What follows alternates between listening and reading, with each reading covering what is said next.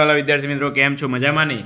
આજે આપણે પ્રયોગ નંબર 4 જોવાના છીએ. બરાબર, ધોરણ 8માં ગાલા વિજ્ઞાન પ્રયોગ પોથીનો પ્રયોગ નંબર 4 ધોરણ 8નો. બરાબર, તો વિડીયોને એન્ડ સુધી જોજો. વિડીયો ગમે તો લાઇક, શેર અને સબસ્ક્રાઈબ કરવાનું ભૂલતા નહીં. અને આપણી ધોરણ 6 થી લઈને ધોરણ 10 સુધીના બધા જ પ્રયોગ પોથી અને ગણિત પોથીના વિડીયો આપણી ચેનલ પર તમને મળી રહેશે. બરાબર, અપલોડ થાય જ છે.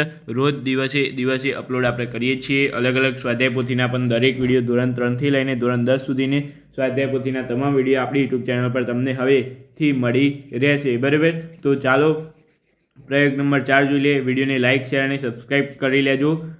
અને હેતુ અહીં આપેલો છે. પ્રવાહી ભરેલા પાત્રના તળિયા પર પ્રવાહી દબાણ લગાડે છે. આ દબાણનું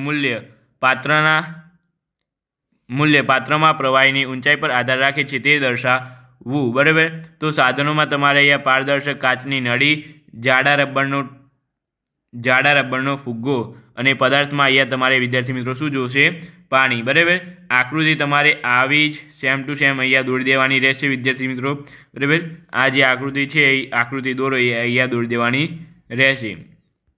ત્યાર પછી આગળ આપણે વાત કરીએ તો અહીં છે પદ્ધતિ. તો સૌપ્રથમ એક પારદર્શક નળી લો, તેના નીચે 2 છેડે રબરની શીટ અથવા ફુગ્ગો ચુસ્ત રીતે બાંધી દો. બરાબર, હવે આ નળીમાં થોડુંક પાણી ઉમેરો અને રબરનો ફુગ્ગો બહારની બાજુએ ઉપસે છે કે નહીં તે જુઓ. હવે તમારા કોઈ મિત્રને પાઇપમાં થોડું વધુ પાણી રેડવાનું કહો અને રબરના ફુગ્ગા અને પાઇપમાં પાણીના સ્તંભની ઊંચાઈનું અવલોકન કરો. બરાબર, તો આટલું તમારે છે. આ આકૃતિ પરથી તમારે એ આકૃતિ દોરી દેવાની. પછી આ પદ્ધતિ છે, આ રીતે પ્રયોગ કરવાનો. ત્યાર પછી તમે અવલોકન કરશો વિદ્યાર્થી મિત્રો, તો અવલોકનમાં તમને મળશે કે અવલોકન કરતાં માલુમ પડે છે કે એક છેડે રબરની શીટ બાંધીને બંધ કરેલી નળીમાં પાણી રેડવામાં આવે તો રબરનું પડ બહારની બાજુએ આવે છે. બરાબર, હવે ત્યાર પછી નિર્ણય તમારે અહીંયા લખવો હોય તો નિર્ણય આ રીતે લખી શકાય કે પાત્રમાં ભરેલ પ્રવાહી વડે તેના તળિયે દબાણ લાગે છે અને આ દબાણનું મૂલ્ય પ્રવાહીના સ્તંભની ઊંચાઈના સમપ્રમાણમાં હોય છે. બરાબર, તો આ તમારે અવલોકન થઈ ગયું અને આ નિર્ણય થઈ ગયો વિદ્યાર્થી મિત્રો. જ્ઞાન ચકાસણીની વાત કરી લઈએ એ પહેલાં વિદ્યાર્થી મિત્રો, આપણી યુટ્યુબ પેજ પર 2 ચેનલ છે. બરાબર, એક વિદ્યાપત છે, એક વિદ્યાપત 2 છે. અને હવે આપણે નવી ડેવલપ કરી છે હેત પટેલ બ્લોગ્સ કરીને. તો આ બંને ચેનલને સબસ્ક્રાઈબ કરવા વિનંતી. બરાબર વિદ્યાર્થી મિત્રો, અને આ બંને ચેનલમાં તમને ખૂબ જ સારા એવા વિડીયો તમને મળી રહેશે. તો ચાલો આ બંને ચેનલને સબસ્ક્રાઈબ કરી લેજો. જેને પણ સબસ્ક્રાઈબ કર્યું હોય નીચે કમેન્ટ કરી દેજો કે બંને ચેનલને સબસ્ક્રાઈબ કરી દીધી સર. બરાબર, તો ચાલો હવે આપણે અહીંયા જ્ઞાન ચકાસણી જોઈ લઈએ.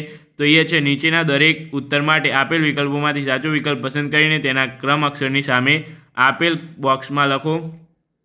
તો અહીં તમારે છે 3 MCQ છે. બરાબર, નીચેનામાંથી કયું બળ સંપર્ક બળનું ઉદાહરણ છે?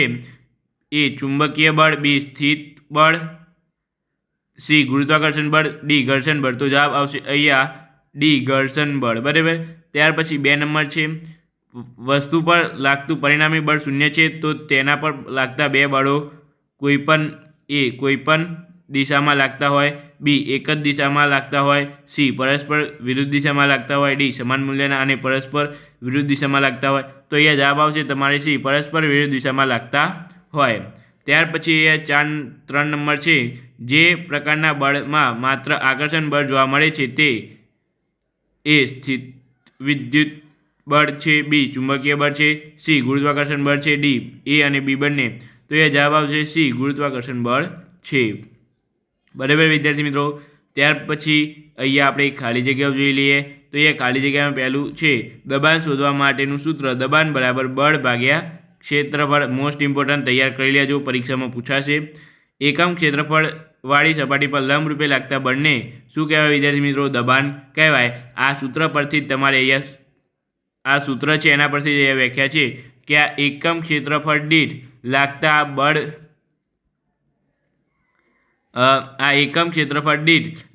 બળને શું કહેવાય વિદ્યાર્થી મિત્રો? દબાણ કહેવાય. બરાબર, અથવા તમે એમ પણ લખી શકો બળ અને ક્ષેત્રફળના ગુણોત્તરને દબાણ કહે છે. એ પણ તમારે સાચું કહેવાય. બરાબર વિદ્યાર્થી મિત્રો. અને અહીંયા દબાણ એટલે બળ અને ક્ષેત્રફળ, આ સૂત્ર અને આ બંને યાદ રાખજો. અને દબાણનો SI એકમ ન્યૂટન ઇન્ટુ મીટર સ્ક્વેર છે, એ પણ તમે યાદ રાખજો ખાસ કરીને. બરાબર.